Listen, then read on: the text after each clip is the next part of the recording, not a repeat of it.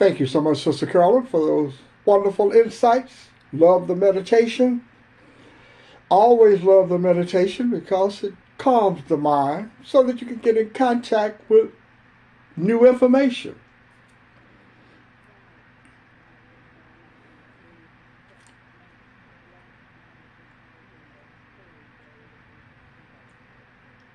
Absolutely. We are on the path of enlightenism. Thank you so much, Sister Carla. I appreciate it. Okay. Well, folks, Sister Carla just got us started with a great meditation to calm the mind so that we can get into a way of thinking about power, a new way to think about power. I'm shining light on the illusions of toxicity, so that you can see very clearly where you are in the world. Begin your day. Who are you aware of being? In your day, who are you aware of being? Who is the person that you are aware of being? And how much power do you possess in your life? How much power do you have? Where is the greater power? In my work, I've discovered that the greater power of God is within me. This is where the power is. This power is with me always, even until I no longer participate on the journey. See, at some point, the body stops traveling, you know. Your journey ends, plain and simple. The body ends, terminates, disappears, if left alone. So the other part of me continues beyond all comprehension of time. That power is with you today. But when others tell you that you don't have this power, they snuff out the power of imagination and visualization. You're no longer able to imagine or visualize a person outside of the scope of what you have been told about yourself and others in the world. The lights become dimmed, and gradually, year after year, they become dimmer until you get into the darkness. Then you can no longer see. Then you become feeling powerless, helpless. And now you're looking for a leader. See, now you bought into this concept, which is what people want you to buy into. They want you to look for somebody other than yourself. Now, I didn't say, because I wasn't there when it happened, but I'm not the one that said that Moses wrote the first 5 books of the Bible. I'm not the one that said that. Someone else said it. And some of the people that deal with history and said that they have documentation that he accomplished this feat. So that means he wrote Genesis, Exodus, and all of the others. To put you in a position that the Hebrews, the Jews, were in a very, very precarious situation. They were slaves. And they had been unable to find a way out of slavery. So they created their own god, one that was invisible, that was different from the Egyptian gods, which, were idols and you could see them. They had forms. They wanted something different. And then the belief in this greater power gave them a deliverer called Moses.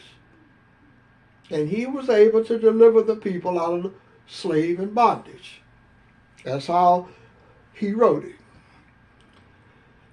Then we keep thinking this way because over time, other people took up this belief system where you are looking for the next deliverer, the next Messiah. And there have been movies and books written about people looking for the next person. I watched a classical movie not too long ago called The Autobiography of Miss Jane Pittman. And in that movie, each time a baby was born, they would bring the baby to the elders and say, is this the one? Is he the one? Is he the one that's going to take on all of this responsibility and deliver us out of our pain and suffering? See, when you look for someone else to deliver you out of pain and suffering, you stop working to deliver yourself. See, you have resigned yourself to believe that you do not have the power to change your life, to free yourself of whatever is causing you to believe that you're in pain and suffering. So now you're waiting on someone else to do the work for you.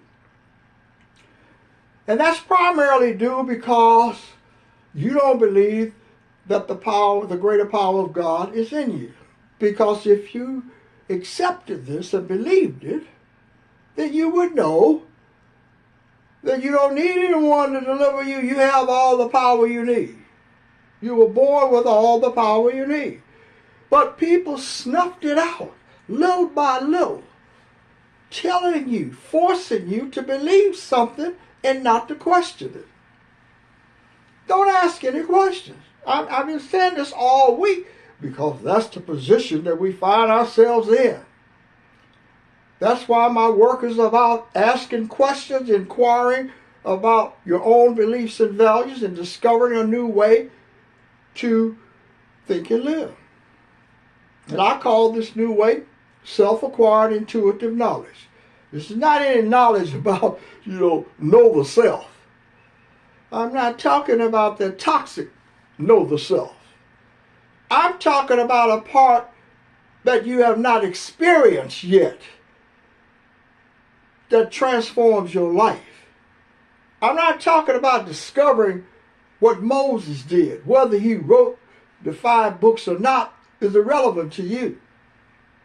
Doesn't change your life today if you're hungry, if you're suffering, if you're in a jail cell somewhere, if you're angry about what is happening in the world and what's happening in your life.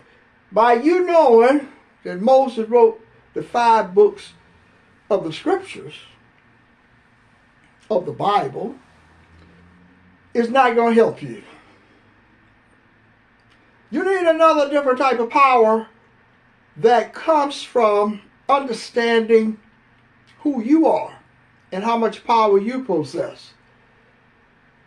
You're free to believe anything that you want to believe, with the exception, everything has been prepared for you to believe, and you just choose whatever's in the buffet of ideas, of careers. But there is another meal that you can dine from, and it's called consciousness. Unconditioned consciousness that comes from self-acquired intuitive knowledge. So you don't spend all of your time wondering about what happened in the past, because you cannot change it, nor were you there. That means you must rely upon someone else. And you have all of these varying opinions about what happened. Now, one thing you do know for a fact, you know this for a fact, whether you can accept it or not. Human beings lie a lot. They specialize in lying and deception. They lie about a lot of things that they teach in order to keep us believing and thinking a certain way. Then you may discover some little seemingly innocuous things like the lie about Santa Claus. Some of those little lies that they told to little children. And you think that that's an innocuous lie. But no, it covers up another big lie. that you do not have the power to free yourself from the pain in your life. That you do not possess this power. And therefore your children, who you are training and teaching, look at you and say you don't have any power. You don't have any power. You've been stripped of your power by some beliefs that took your mind away from you, took your power away from you. So you've had a controlled mind. You're still waiting on somebody to come and deliver you. You waiting on the next leader to come and mouth off all of the things about what is happening in the world and what they want you to do in order to assimilate into toxicity. This is the removal of toxicity. There's an assumption that you have when you want to assimilate into something that is better than what you already possess. Well, there's nothing better than what you possess. There can never be anything better than the power that's within you. Never. So then you began to recognize that when you began to understand the power in you, then you began to imagine and visualize something outside of the scope of toxicity. But it's very difficult. Just taking an example of a slave. It would be very difficult for a slave who has never experienced freedom of the mind. And if they had experienced it, someone had taken it away from them. So how can you imagine freedom? How can you visualize freedom? So it's very easy then to say freedom looks like what the slave master has. And then you set out to mimic that freedom. You set out to mimic. This may be a bitter pill to swallow, but it's something that you cannot deny. You cannot refute the consciousness of truth. What you know to be true. You may try to find a reason not to believe it because it makes you uncomfortable. Well, cleansing the mind is uncomfortable. Claiming this great power in you is uncomfortable at the beginning because you have a lot of things you have to let go of. You cannot carry this power. You cannot carry toxicity into this power because you may think freedom is just interacting freely in toxicity. That the laws are no longer preventing you from acting free. So now you're free. And then there's this assumption that all of the people that you think are free of pain and suffering. And I'm telling you, ask somebody, ask someone that you know is free of pain and suffering, that's in toxicity. And you will not find the person. They do not exist. Everyone that is born into the world is born into this toxicity. Those who desire to ask questions and inquire about why they feel the way they do. You become the one that discovered this great power exists in you. Then you know that freedom is not about assimilation into a toxic set of beliefs, but is the freedom to let go of your dependency on those beliefs for the truth about you. You are greater than the world perceives you to be. Because the world is denying, and you are agreeing with it until you change, that the greater power of God is in you. And see, if people believe this, you would not have violence, you would not have people in positions of authority killing people just because of their form. They would be too frightened to shoot the person because they would know that within that person was God, the greater power of God. But when you do not believe it and you do not accept it, then you don't express it in your life. You can go to church forever. Temple, synagogue, mosque, wherever you go.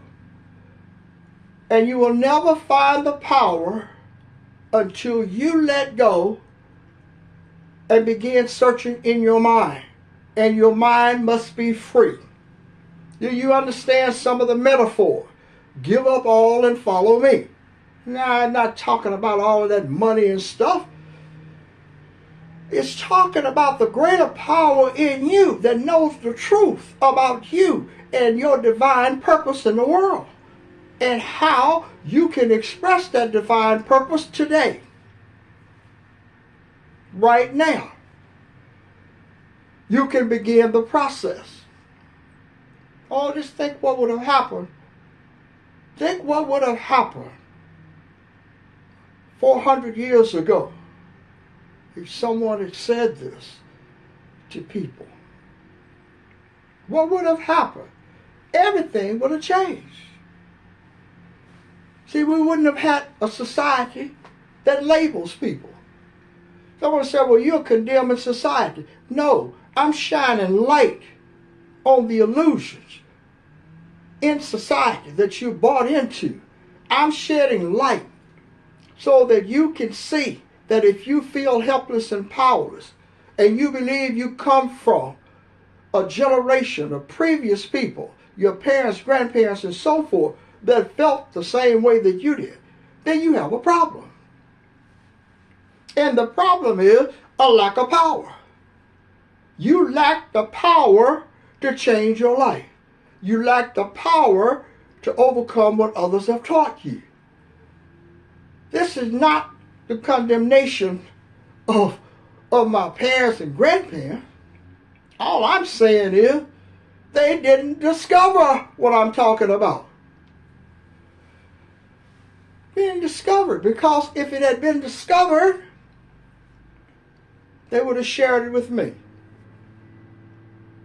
They would have said to me, little Malcolm, the greater power of God is within you. And you must do whatever you can to unlearn everything that you have been taught by others to create a free mind. It doesn't mean that you have to forget the things that you have learned. It means that you understand that they're coming from illusory beliefs and values. In other words, people made them up. Made them up. Whether you can accept it or not. Just like people in philosophy. And I use philosophy because that's supposed to be my background. But it is my background in toxicity, is what I learned.